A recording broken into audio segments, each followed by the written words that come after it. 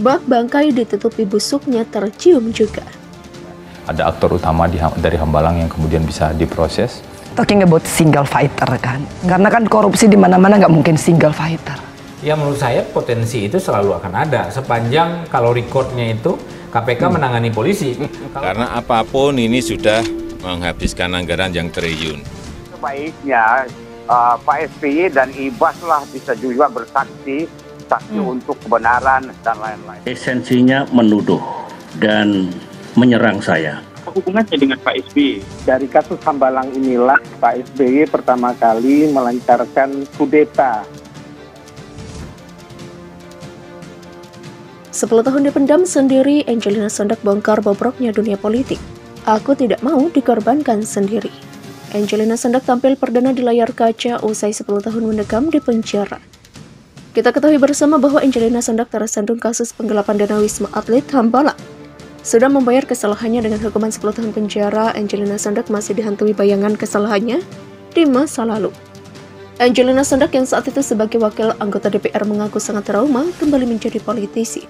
Hal itu disampaikannya dalam acara talk show Rosi yang dipadu oleh Rosiana Silalahi dalam episode Angelina Sondak, Saya Takut. Dalam momen tersebut, Angelina Sondak tak kuasa membendung tangis air matanya.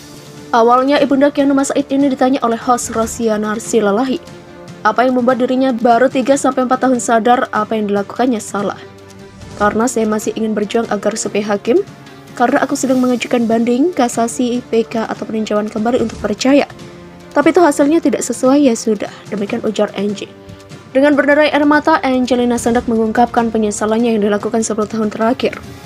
Angie sendiri mengaku telah memakan uang korupsi proyek Wisma Atlet Palembang tahun 2012 saat ia menjabat menjadi anggota DPR. Merefleksikan diri, betul aku korupsi iya karena aku menerima. Karena menurut aku ngomongin 10 tahun terakhirlah seperti dalam persidangan, aku menunjukkan kartu aku memang menerima. Demikian beber Angelina. Angelina mengaku jika tidak korupsi tidak hanya dilakukan sendiri. Angelina Sondak mengaku jika tindak korupsi tidak hanya dilakukan sendirian, melainkan ada sejumlah pihak yang terkait. Tapi ini terlalu subjektif. Aku kan tidak melakukan korupsi sendirian dan di awal tahun kedua sampai ada ucapan bahwa aku bukan Yesus, aku tidak mau dikorbankan sendirian.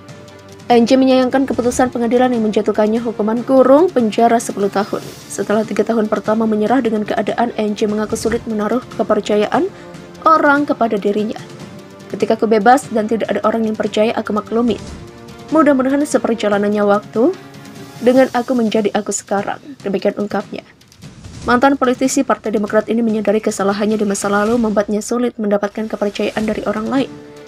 Kendati begitu, Angie berharap dapat menunjukkan pembelajaran yang ia dapat selama berada di balik jeruji besi. Insya Allah aku berdoa diberikan kesempatan, aku tidak ingin bicara banyak, aku hanya ingin menunjukkan, aku ingin orang melihat pelajaran dari aku masuk dalam penjara yang benar-benar penjara. Demikian ungkap Angie. Menurutnya, selama dalam penjara ia mengaku tidak memiliki kekuatan, namun Angie terus meyakini kejadian tersebut merupakan pelajaran hidup yang mampu ia lewati. Penjara yang benar-benar penjara adalah yang nggak punya power, nggak punya duit, and then welcome to the jungle. Aku yakin itu semua diperjalankan untuk saya, demikian ungkap Angie.